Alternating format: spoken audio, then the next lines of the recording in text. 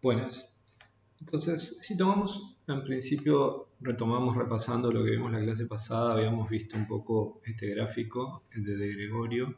Como pueden ver, entonces, en esta economía, ¿qué tenemos? Este individuo a nivel micro tiene un déficit en el periodo 1, donde toma deuda, y tiene un superávit en el periodo 2, donde debe pagar lo que tomó de deuda más el 1 más R que establece la pendiente para satisfacer su restricción presupuestaria intertemporal. En forma, digamos, análoga a los que discutimos en la clase pasada, recordamos que esto implica una curva de ahorro, un efecto, una curva de ahorro en estática comparada en general con pendiente positiva en R. Eso quiere decir que al subir R el consumo presente, el precio del consumo presente cae, y eso implica el mecanismo propuesto por este modelo, y eso implica que no es trivial, que sube la tasa, hay un mecanismo que contrae la demanda de bienes de consumo, ¿sí? En muchos países el mecanismo a través del cual la tasa opera para controlar los agregados macroeconómicos es un poco más complejo. Este modelo propone uno, dado los supuestos de competencia perfecta, los supuestos de que el mecanismo por el cual opera esto es un aumento con mercados perfectos, un aumento en el precio del consumo presente y el efecto sustitución dominando los demás efectos. Estamos entonces, una vez que tenemos eso claro, es decir, bueno, ¿qué me dice este modelo? Dado que yo hago suavizamiento de consumo, dada la concavidad estricta de la función y el patrón de suavizamiento que habíamos discutido. Entonces, a partir de ahí discutimos algunas ideas de persistencia de ingresos en esta estática comparada, la idea de suavizamiento o consumo intertemporal, esta posibilidad que nos dan los mercados financieros en este modelo de mejorar el bienestar a través de desplazar, traer hacia el presente perspectivas de ingresos, mejores ingresos en el futuro, a través de la toma de deuda, o desplazar ingreso presente hacia el futuro a través de la inversión en activos financieros. En la práctica ustedes pueden pensar como que hay agentes heterogéneos o que hay países más o menos, después en economías abiertas, más o menos pacientes o con distintas características de sensibilidad respecto a las tasas. El tema de la impaciencia, el tema de las expectativas de crecimiento y discutimos un poco intuitivamente la idea de errores de pronóstico. Vamos a ver un poco alguna aplicación para ustedes en el término de lo que discutimos de las moras por tarjeta o las crisis que se pueden dar por diferencias de evaluación entre los precios de los activos y los pasivos, o perspectivas de ingresos mal calculadas, o perspectivas del valor de la deuda en términos de mis ingresos o de la cuota mal calculadas que empiezan a estresar, y todos los efectos potencialmente recesivos adicionales de los shocks de endeudamiento traen una aparente bonanza que se despega de la tendencia, pero después sobreviene el periodo de desapalancamiento o de revertir el nivel de deuda a un nivel que me permita tener un perfil de consumo más estable. Esos ajustes son permanentes y después da origen a una causa de las muchas que pueden haber de movimientos cíclicos y situaciones de estrés financiero o situaciones de estrés cambiario externo, etc. Vimos algo también de eso de intuitivamente, así que bueno, acá hicimos también una versión muy simplificada de restricciones en el acceso al financiamiento. ¿Sí? En este caso la idea es que A, por ejemplo, puede ser positivo o puede ser un negativo, pero no tan negativo, es decir, se dice una cota inferior, el conjunto recuerden que A2 es el activo neto que resulta de ese 1, Entonces, por lo tanto, es una variable endógena. Entonces, lo que estoy haciendo acá, al restringir a 2, le pongo una cota inferior, lo que estoy haciendo es restringir el conjunto posible de ahorro y por lo tanto el conjunto posible de consumo. Recuerden que si todo es perfecto y no hay restricciones, entonces tendríamos que tener, si todo es perfecto y no hay restricciones, tendríamos que, lo único que importa para determinar el valor de consumo es el valor actual o el valor presente de los ingresos laborales y no laborales. Cuando empiezo a poner esto, empiezan a partirse los conjuntos factibles y a limitar las posibilidades de comercio intertemporal. Dijimos que eso básicamente no afecta per se la idea de que si una persona decide ir a tomar préstamos va a estar mejor que si no lo hace. Es decir, en el peor de los casos está igual cuando no se puede endeudar nada. Entonces, las objeciones a los mercados financieros, desde un punto de vista teórico y empírico, vienen también de otro lado. Lo que sí esto va a ayudar a explicar ciertos atributos del ciclo que pueden tener que ver con la volatilidad con la que yo puedo, el consumo responde a fluctuaciones en el ingreso. Es decir, cuando yo estoy más restringido en el acceso al financiamiento, mayor es lo que tengo que seguir el ingreso presente con el consumo y eso acentúa la volatilidad. Entonces eso un poco lo ven también con Fernando. ¿De qué puede depender? Bueno, de muchas cuestiones de diferencias entre los sistemas financieros y monetarios, que es bastante profundo. Parte de eso vamos a seguir viendo y sobre todo en monetario. Entonces, después otro que habíamos hablado es un par de ejercicios que les pido que hagan, es decir, para sentirse cómodos. Cuando digo el segundo ejercicio, deberían tomar, por ejemplo, con A1 distinto de 0, ¿sí? Y ver cómo desplaza hacia adentro o hacia afuera. Por ejemplo, si A1 es positivo, es fácil pensar que yo puedo consumir más. Entonces, con respecto al A1 0, voy a tener una restricción presupuestaria que incluye un conjunto factible, si se quiere, que incluye el conjunto con A1 igual a 0, mientras que A1 menor que 0 es al revés, ¿no es cierto? Está incluido en el conjunto anterior. Y el rol de A3, ¿no es cierto? Más allá de la matemática, que es importante que la internalicen bien, es importante entender esa intuición, ¿no es cierto? Si A3 es positivo, lo que estoy haciendo es dejando riqueza sin consumir. Entonces ahí me juega al revés. Estoy ahorrando y por lo tanto consumiendo menos de lo que podría. Y por lo tanto el conjunto va a estar incluido, etc. Recuerden un poco ese tipo de cosas y este ejemplo que habíamos visto, que todo eso estaría cargado de alguna manera en la constante del consumo autónomo. Obviamente la forma funcional puede variar, pero en principio la idea es que tengo implícitamente una relación entre consumo presente e ingreso presente, pero que hay otros factores como las perspectivas futuras, los aspectos de valuaciones de activos, ¿no es cierto? Aspectos en los activos netos, cambios en las valuaciones y otros aspectos, incluso en un modelo de consumo intertemporal con certidumbre y mercados perfectos. Ahora, lo que viene ahora es básicamente la idea del consumo y el ciclo de vida, que macroeconómicamente es muy relevante y también en otros modelos no vamos a terminar de resolver esto. Si tienen un par de ejercicios para hacer con Joaquín o con Fernando, no recuerdo, acerca de cómo funciona el ingreso, la restricción presupuestaria intertemporal y los modelos de consumo más generales.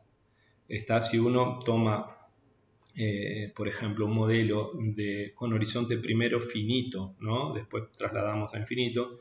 ¿Qué quiere decir esto? Que en vez de vivir 2 periodos, la gente vive T periodos, ¿sí? Entonces, la lógica de derivación es siempre la misma, por eso es importante el consumo de 2 periodos.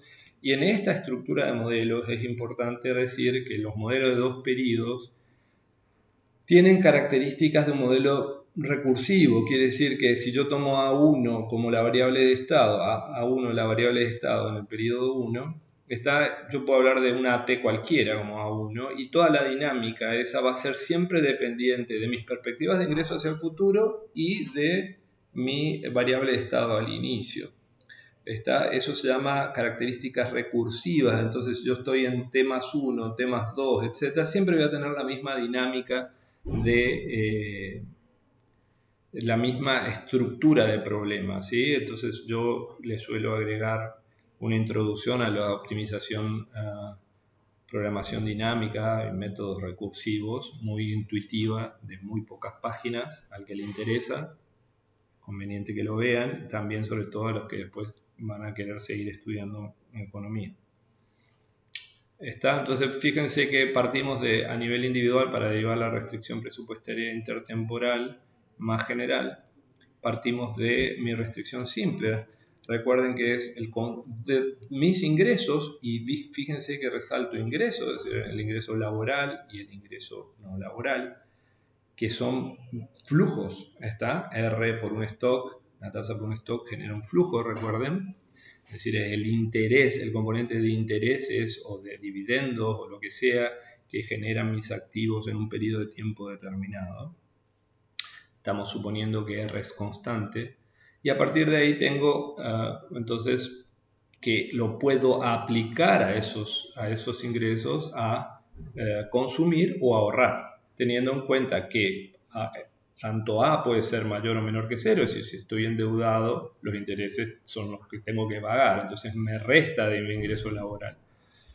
Y el ahorro también puede ser positivo o negativo, ¿está? En cualquier caso, el ahorro va a ser el cambio en el stock de activos netos de pasivos entre un periodo y otro. Por eso en el videíto del Excel que les dejé para que digamos, ejerciten e internalicen un poco más la aplicación conceptual relevante de lo que es, se dice a veces, sobre la línea, flujos, aunque sean intereses, pago de dividendos, etc., y bajo la línea, que son cambios en los stocks. Entonces, para ponerlo en lo que ustedes saben de matemática financiera, entonces la cuota tiene mezcladas esas dos cosas, así que de un punto de vista económico y de un punto de vista contable también es relevante su distinción, porque una va a pasar a determinar el resultado del ejercicio, el ahorro, digamos, y el otro va a ser una aplicación de ese resultado, de ese ahorro, a endeudarme más o liquidar activos o acumular activos o cancelar deuda. Estas son las dos conceptualmente relevantes en esta parte que internalicen. Entonces, dado que tenemos una condición inicial, es decir, acá la vida empieza en t, ¿no es cierto?, en vez de en 1, como en el caso anterior, entonces ponemos esa misma restricción en t y reemplazamos ese por lo que es ese que está definido para el periodo t en esta ecuación que está acá. Y puedo reagrupar esto, tiene muchas formas para hacerlo. Lo clave acá que puedo adelantar esta misma ecuación, la ecuación 1, un periodo hacia adelante, porque se va a cumplir en cada periodo del tiempo, porque es una restricción financiera del periodo. Es lo que me ingresa y a qué aplico lo que me ingresa. Más allá después que podemos discutir qué pasa dentro, y eso lo dejo como discusión para ustedes, sobre todo si después puedo hacer algunas preguntitas, ¿no? Sobre todo si estudian en grupo, en el sentido de que a veces no es que es tan así, no es que yo consumo y determino el ahorro residualmente, muchas veces hay restricciones en las posibilidades de ahorro, porque me tengo que desapalancar y no me refinancian los pasivos, etc. Lo que dijimos, entonces el consumo está condicionado. ¿Sí? ¿Ven la diferencia en la dirección de la causalidad? Ahora estamos poniendo todos los mercados son perfectos, entonces bajo el consumo que me maximiza mi bienestar intertemporal y eso determina el ahorro y la acumulación de activos. Está, entonces una vez que hacemos eso, adelantan un periodo y pueden sustituir a uno. Acá, por ejemplo, dividen miembro a miembro por A por 1 más R. Disculpen, no tengo mi pizarroncito acá. Dividen por 1 más R y sustituyen a T más 1 acá.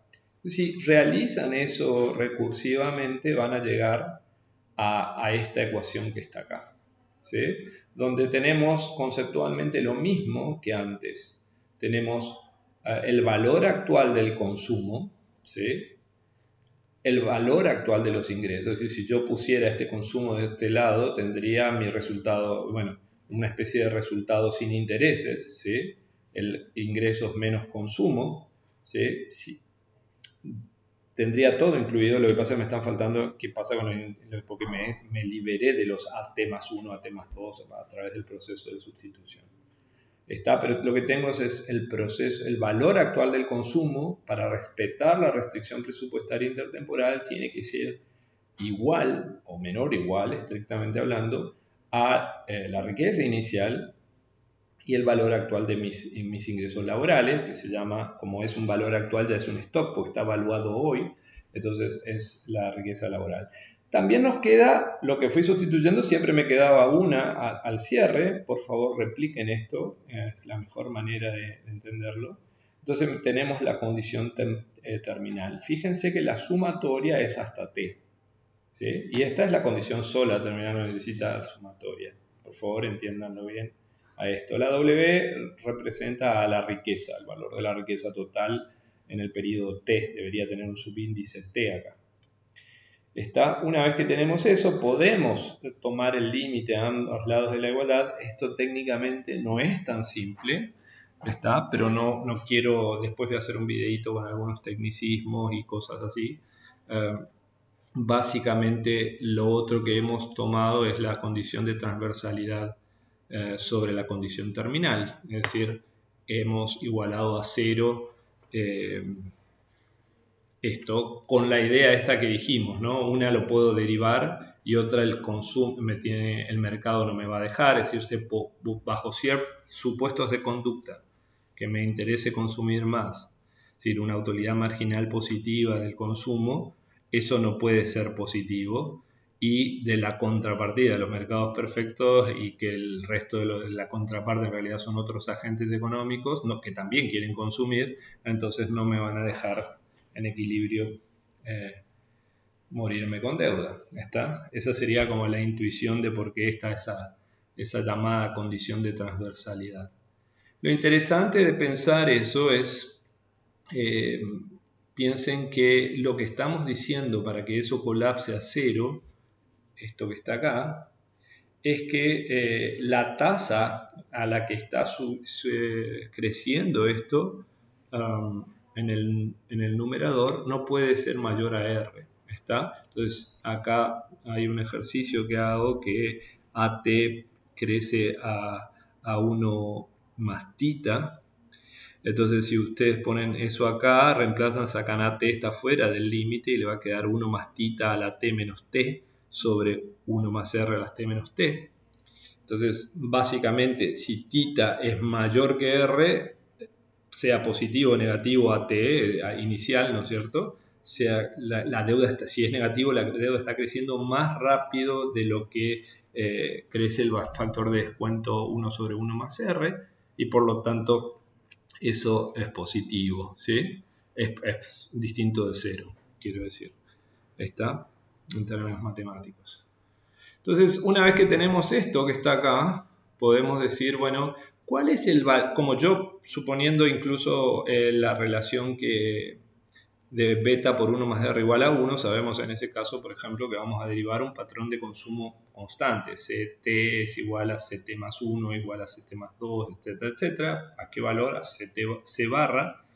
Sacamos como factor común de esa sumatoria en el lado izquierdo y me queda que básicamente una progresión geométrica convergente que habrán visto en distintos cursos de matemáticas y de matemática financiera, de macroeconometría, etcétera, como estructura de problema, es decir, estoy sumando un número que se va haciendo cada vez más chiquito, ¿no es cierto? Porque el denominador se va haciendo cada vez más grande. Entonces eso converge a 1 más R sobre R, esta sumatoria, y una vez que tengo eso puedo decir que el consumo es una especie de anualidad del valor actual de mi riqueza, la suma de la riqueza financiera y del valor actual de mis ingresos laborales o mi riqueza laboral. Básicamente, ¿qué estoy diciendo? Que no hace falta que sea constante, lo que estoy diciendo es simplemente que un agente racional, más o menos optimizador, va a desear tener un perfil de consumo relativamente estable a lo largo de su vida. Entonces, lo que va a pasar a lo largo de la vida va a haber ciclos de acumulación y desacumulación, más allá del ruido de corto plazo, que puede ser cíclico o de malos cálculos o de boom financieros, de boom de deuda, etcétera. En general, entonces, además neteando ese ruido cíclico y de desajustes de corto, lo que vamos a tener es una intención vamos a observar un consumo relativamente estable a lo largo de la vida, pero estructuralmente va a haber periodo de la vida donde esta gente no genera ingresos. Entonces, para que balancee la macro, en definitiva, en promedio, a lo largo del ciclo de la vida, voy a tener ciclos de déficit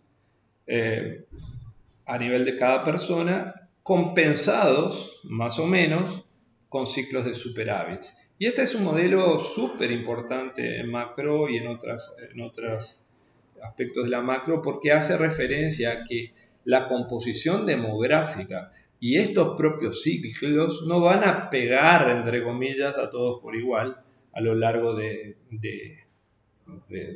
un contexto económico determinado.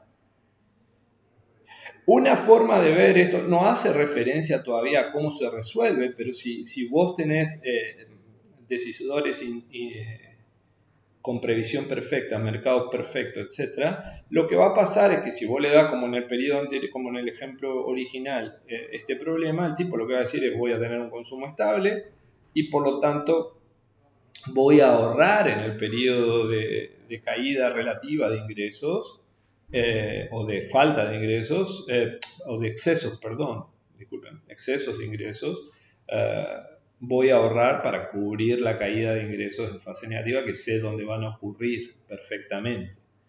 Y entiendo el sistema perfectamente. Entonces acá entramos en una cosa relevante en términos macro porque hace a cómo se acumulan activos y los efectos que van a después tener sobre las tasas naturales, las tasas de interés naturales, los tipos de cambios reales naturales, etc.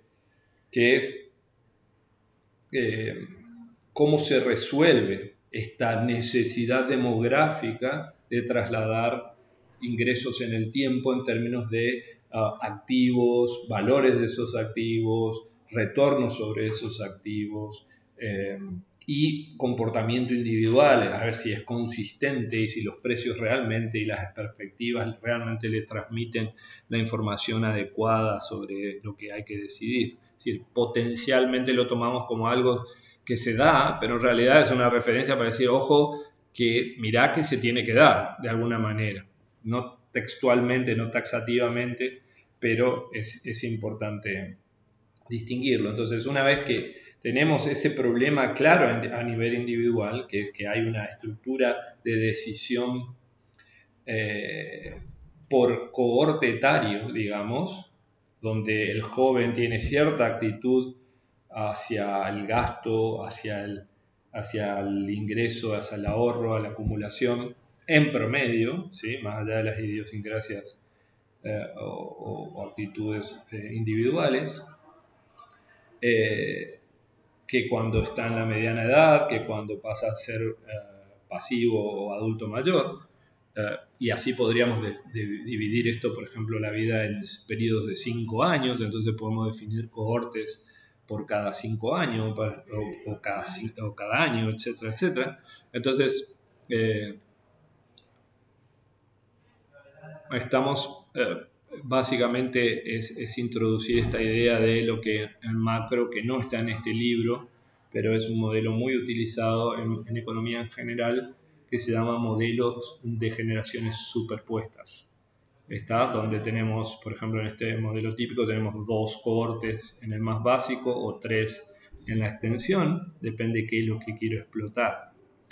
Está, entonces, básicamente ustedes pueden pensar, a ver, creo que estaba por acá ya. Bueno, esto es un poco la idea de que se puede esto estimar de alguna manera, ¿no? El consumo a lo largo de la vida, ¿sí? En promedio de las personas, es decir, cómo se descompone ese consumo agregado en la suma o el promedio del consumo en la suma ponderada por cohorte de los consumos de cada cohorte. ¿Sí? Medios de cada cohorte. Entonces acá tenemos años y acá tenemos consumo. Entonces ven un poco, puede reflejar incluso algún incremento acá, porque por ejemplo, bueno, tenés, si vos neteás el gasto sobre tus hijos como gasto de tus propios hijos, este es un trabajo del Banco Mundial bastante esforzado, limitado pero esforzado y con buenas cosas, digamos. Entonces básicamente donde los ingresos laborales en promedio pasan a ser relevantes en esta etapa de la vida y después aparece algún tipo de compensación para cubrir estas brechas de ahorro. Pueden ser intrafamiliares, ¿no es cierto? Se habla mucho, por ejemplo, en China o en algunos lugares tipo India, donde en realidad cuando vos te volvés viejo y ya no trabajás, en realidad lo que te mantienen son tus hijos. Es decir, hay formas de resolver esto de distinta manera. Obviamente está el sistema de jubilaciones, como dice en el libro de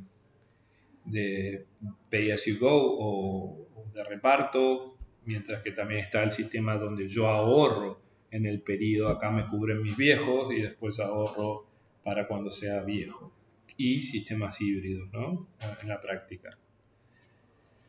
En este mismo trabajo tiene muchos datos muy interesantes. Está, por ejemplo, la proporción del déficit ciclo de la vida. Es decir, evidentemente hay un problema y las distintas sociedades resuelven esos problemas de cómo financiar la niñez y cómo financiar el retiro con distintos arreglos. Esto le decía, entonces básicamente el Pay As You Go lo que hace es imponerte una tasa, esto voy a hacerlo un poquito más rápido, una tasa, si recuerdan que ahora W es no la riqueza, sino el ingreso laboral, ¿sí? El salario. Entonces yo aporto sobre ese ingreso para el sistema integrado de jubilaciones y pensiones, en nuestro caso, tengo la misma restricción y voy a tener un patrón de acumulación de activos o pasivos y o pasivos. Y si yo sumo todas las contribuciones, o sea, Tau S, que es la contribución a la seguridad social, por el WJ, por todo lo que está en promedio de las remuneraciones en el cohorte J, joven en este caso, por el tamaño va a ser el aporte o la contribución del cohorte J a los ingresos del sistema de reparto, que por el otro lado van a pagarse en pensiones a los adultos mayores, ¿no? Esta P, ¿sí? Que ya no tienen ingresos laborales, sino que tienen alguna renta que puede ser positiva o negativa de lo que acumularon de activos, digo, una decisión de consumo de ahorro, que obviamente puede ser negativo el ahorro, porque puedo estar quemando mis naves, y tengo un ingreso no laboral, PEP, que suponemos que es promedio igual para todos. ¿Está? Entonces, esa pensión, digamos, está sujeta al gasto del sistema de pensión en este sistema con solo dos generaciones, digamos así, jóvenes y medios contra adultos mayores pasivos. Entonces, tiene esta erogación el sistema de pensiones, ¿no? La pensión promedio por el tamaño de la población pasiva. Y para que esté balanceado el sistema, esto tiene que suceder, es decir, el total de contribuciones tiene que ser igual al total de gastos en pensiones. Todo un tema. En la macro, ustedes observan en el periodo, una de las cosas que se le critica a este régimen actual es que las pensiones cayeron significativamente porque representan realmente mucho, una proporción muy alta de Esto vamos a profundizar un poco en economía del sector público.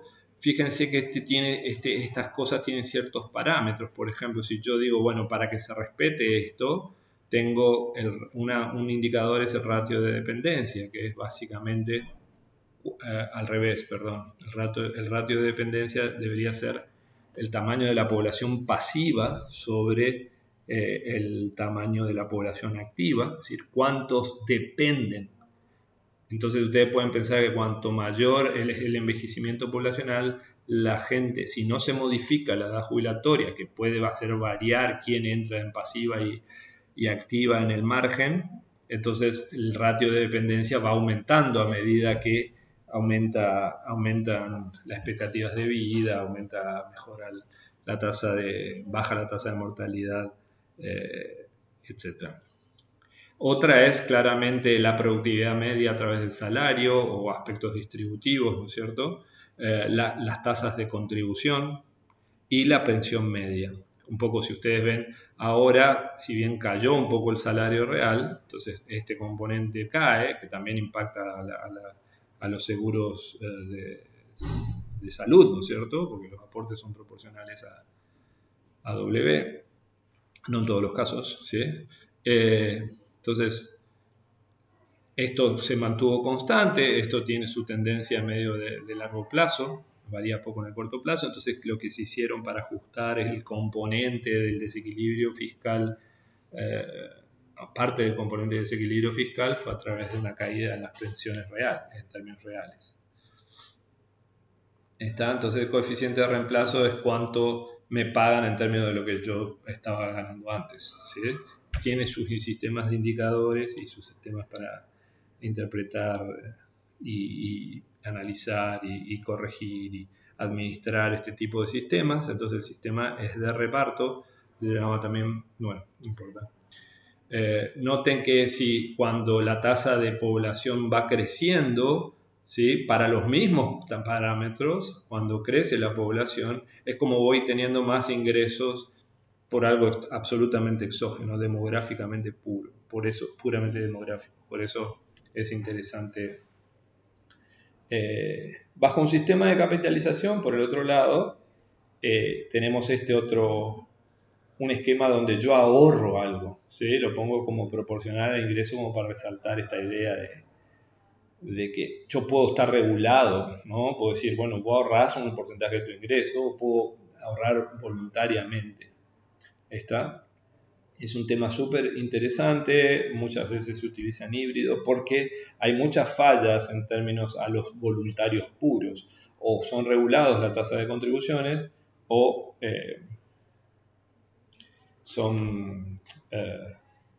pueden tener sus problemas, quiero decir. Entonces acá la tasa de mercado pasa a ser R, entonces ahí ven que R, lo que son de capitalización, R juega un rol importante. Por ejemplo, en algunos países como Estados Unidos u otros. Y nosotros tenemos grande inestabilidad en el valor real de los activos financieros en términos generales, por lo menos por un par de años, que cuando sos adulto mayor eso es mucho. Quiero decir que vos podés tener un desalineamiento del valor fundamental de un activo transitorio, pero en nuestro caso ese transitorio es demasiado largo. Bueno, hay como unas críticas que pueden ver en el libro de Gregorio, ahí esta idea de la inconsistencia temporal, yo soy muy joven como para ahorrar o lo que sea, y después si estás en una situación de indigencia es responsabilidad del sector público igualmente proveerte de algunas cosas básicas. Digamos, esas discusiones tienen muchas connotaciones, no voy a abordarlas en esta parte. En el caso argentino sí se hizo una privatización en los 90 que se reestatizó el sistema, volvió a un régimen de reparto. En la práctica nadie te impide que vos ahorres, acumules por fuera, entonces en la práctica es más una cuestión de como un componente de aseguración social, de establecer un marco básico con algún contenido contributivo, pero un contenido fuerte redistributivo. Entonces generalmente los segmentos de mayor ingreso blanco de aportes o no, Es bastante complicado y bastante injusto terminó siendo, pero fue un tema, es un tema realmente interesante. Bueno, claramente esto trajo muchos problemas en Argentina porque los 90 fueron un periodo de gran inestabilidad económica real y de grandes periodos prolongados de desempleo, subempleo o informalidad que hicieron que más allá del sistema macro, a nivel individual los requisitos para jubilarse sean incumplibles para una proporción relevante de la población, muy relevante. Recuerden que el subempleo llegó casi al 30%. Eso implica que para los años de aporte en continuo que tenías que tener, nadie llegaba, porque fue una recesión y un periodo de estancamiento en el empleo y de caída en el empleo y de indicadores sociales muy prolongado. Entonces ahí empezaron, bueno, ¿qué hiciste con mis aportes? ¿Qué se hace con mis aportes? Dame mis aportes. No cumplí con la ley. Es decir, un sistema, además, muy perverso en términos de que se estaba acumulando en administradoras de fondos de jubilación y pensión, las FJP, pero no tenían obligaciones a pagar nada, porque todas las obligaciones de las jubilaciones, hasta de los que empezaban a aportar en la transición a los 45 años, o sea, básicamente 15 años o más, o 20 años por lo menos, seguían siendo del Estado. Entonces, y hay un componente de déficit importante, porque noten que se le está sacando la base contributiva al sector público, al ANSES, pero el ANSES tiene que seguir pagando las jubilaciones, mientras las FJP financiaban el déficit a través de deuda por este flujo que resultó insuficiente porque tenía otros componentes. Entonces hay otro tema que es la cobertura de los regímenes y en eso estamos. Entonces acá les decía este ejercicio muy simple para que lo hagan. Tomen el caso simple de un consumo estable. Esto no puede ser válido en autarquía con lo que vamos a entender después, ¿no? Es decir, esa sería una respuesta interesante a dar. Entonces suponemos eso, sabemos que la primer bullet quiere decir que el consumo es constante. Supongamos ahora que tenemos condiciones iniciales y terminales habituales y que el ingreso es constante, ¿sí? El ingreso es constante. Bueno, ¿cuál es el resultado de esto? Del primer caso, entonces en ese caso el consumo va a ser constante, lo pueden hacer ustedes, y va a ser igual al ingreso constante, o sea que el ahorro va a ser cero y no va a haber ninguna dinámica de ahorro y de activos en esta economía. Pueden probarlo, ¿está? Después les subo la solución si quieren. Segundo caso ahora, entonces consumo estable, ingreso estable, ahorro cero.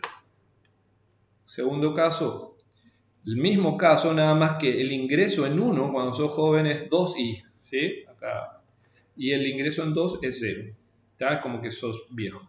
Entonces, si vos, básicamente este ejercicio lo que trata de decir es qué haría óptimamente, ¿no es cierto? Entonces ahí es como que va a tener el consumo estable y va a tener no exactamente el mismo nivel de consumo, porque falta un descuento, pero muy similar, dependiendo de la tasa. Pero el consumo va a ser estable, a pesar de que tengo 0 ingreso en el periodo 2. Ahí está. Y si tengo que graficar esto en el gráfico, voy a tener el ingreso acá, en el eje de la abscisa. Y va a rotar todo acá. ¿Está? Cuando sube la tasa, como estoy ahorrando siempre, sí o sí mejora mi bienestar en ese ejemplo. Porque hay solo, obvio que en la práctica va a haber distintas generaciones. Está. Entonces, y la otra extensión es decir, bueno, ¿cómo es el T que hace que yo saque del periodo 1 y que el ahorro óptimo sea 0? ¿Qué quiere decir esto? Si yo puedo tener un híbrido para cualquier T, o sea, en el sentido que o voy a endeudarme si me está imponiendo mucho, o voy a acumular activos si me está imponiendo poco, porque me va a pagar poco de pensiones para lo que yo aspiro a sostener consumo constante, o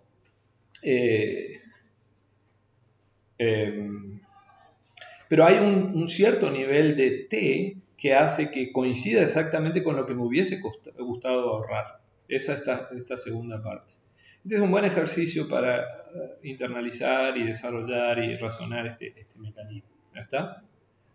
Bueno, hacemos una breve pausa y seguimos.